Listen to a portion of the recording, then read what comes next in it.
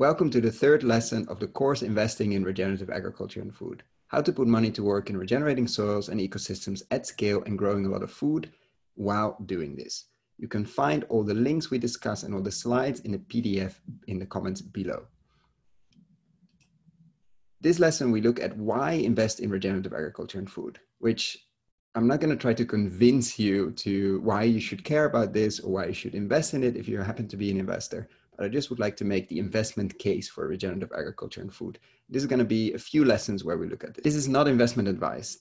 Please seek professional investment advice before making any investments. So let's get to the content of today's lesson.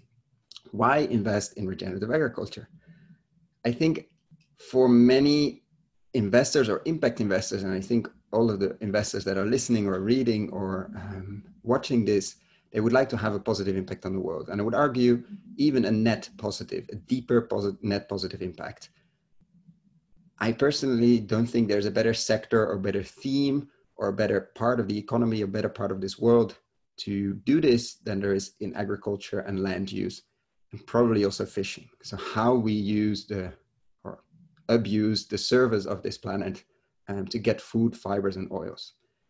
That has to and is radically changing. And I think that it will create a lot of interesting investment opportunities, a lot of necessary investment opportunities. We should always look at this from the lens of risk, return, and impact. The risk, and the opportunities, the return, both the financial and the non-financial returns, and of course the impact on people, ecosystems, biodiversity, and everything else basically on our home planet. So let's look at the risks first. Let's look at the bad news first. I'm sorry, we're going to go a bit deeper on the current agriculture and land use system. So the risks of investing in an extractive agriculture system or a degenerative extractive agriculture system.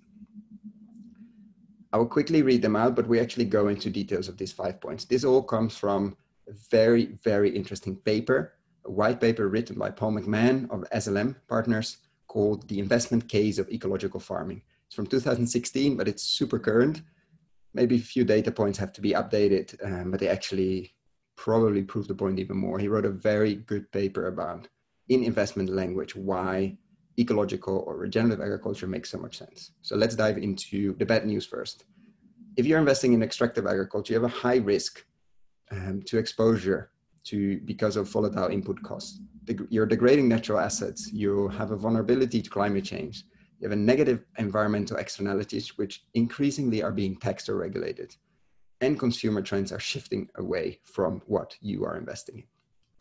So just have a few of those. Many have seen this article, 60 Harvests Left. It came out actually in 2014, and maybe even a bit before on Reuters. And it scared a lot of people, which it should. Obviously, the truth here is context really, really matters. It depends where you are. Some places only have a few harvests left. Some places might have a few more than 60. But the general consensus is that we're running out of topsoil and we're running out of farmable, arable land. Then let's look at the input costs. It's a dirty secret that most farmers haven't made money in a long time. They've been, especially in the US and Europe, have been propped by either subsidies or insurance, which is a subsidy because it's paid by the state. And the profitability of farming isn't really driven by high prices or by high yields, but it's driven by good margins. So the input costs are absolutely key in this. Just looking at the figures of the European Commission show that the input prices have increased between 2005 and 2013. So that's barely 8 years, where the output prices have increased by 20%. Let's do this again. Input costs. It's a dirty secret that most farmers haven't made money in a long time. Profitability of farming is not driven by high output, by high yields. It's driven by good margins. Most farmers in the US, most farmers in Europe have been virtually profitable or fakely profitable because of subsidies and because of insurance paid by the state. If you look at the figures from the European Commission, just to show how important input prices are, the input prices rose with 20% in 8 years from 2005 to 2013, where the output, so the yield, prices only increased by 5% in real terms. That's incredibly risky if you're investing in that, because the input costs are going up.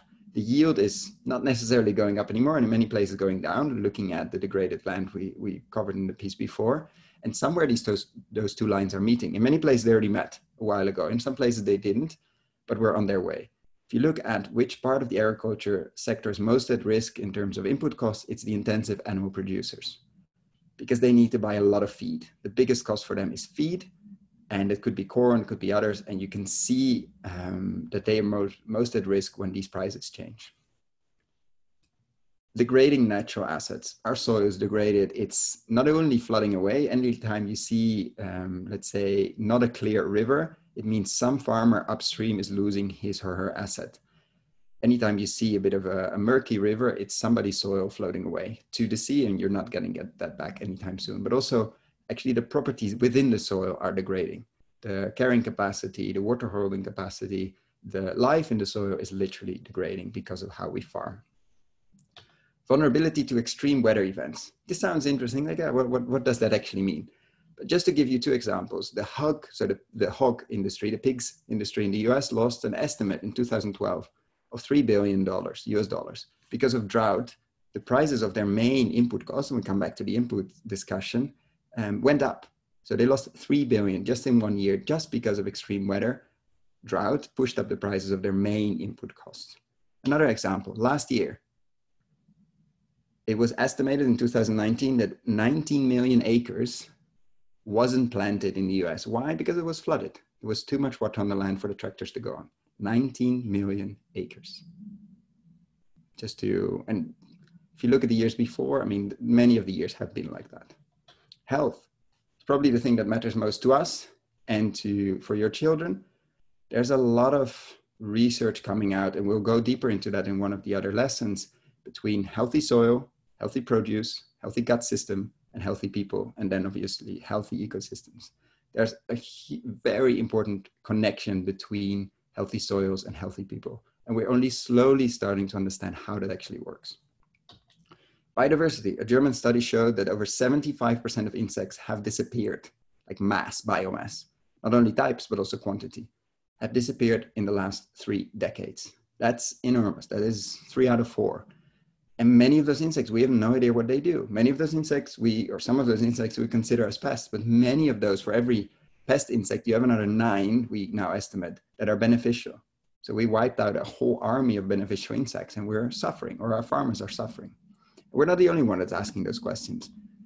I interviewed Jasmine Swan of Legal in General, which is a 1.3 trillion, this is a T, asset manager that is asking questions in their public equity portfolio, the companies that are publicly traded. The food companies, they're starting to ask questions about soil health. So this is coming. The negative, the extractive side of things is being exposed more and more. And slowly we're going to actually have a discussion about stranded assets. And I had a great interview with Matt and Mark from Planet Tracker, who also started the discussion on stranded assets in the fossil fuel industry. Like, how much can we still burn in terms of fossil fuel before we reach a tipping point? And how much of that non-burnable stranded assets are part of balance sheets of fossil fuel companies? Turns out a lot. I think, and they think as well, we're going to have that same discussion in agriculture. Like, how much of the balance sheets of the large food companies, the large agriculture companies, large investors are very exposed to extractive agriculture. And if we start doing the calculations right, maybe a lot of that value which they have on their balance sheet is simply it cannot produce food and fibers. There's a lot more here. We just literally scratched the surface.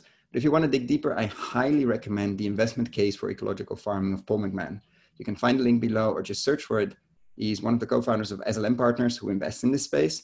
It's from 2016, but it's still amazing. I still send it to a lot of investors in simple investment language. It unpacks why ecological/regenerative farming makes so much sense. If you want to dig deeper into regenerative farming, where it comes from, and also the risks of extractive agriculture, I highly recommend Dirt, which is another book of David Montgomery. Last time I recommended Growing a Revolution, which is amazing, but also read Dirt. It shows how societies collapse when they farm extractively. The white paper of the Perennial Fund, very, very nice. Reach out to them through this website to get it. Kiss the Ground, the book. again, amazing, shows where the chemical industry comes from, the chemical input industry, show where we're going, etc. Blender Tracker, amazing website. They do very interesting deep dives into the soy industry in Brazil.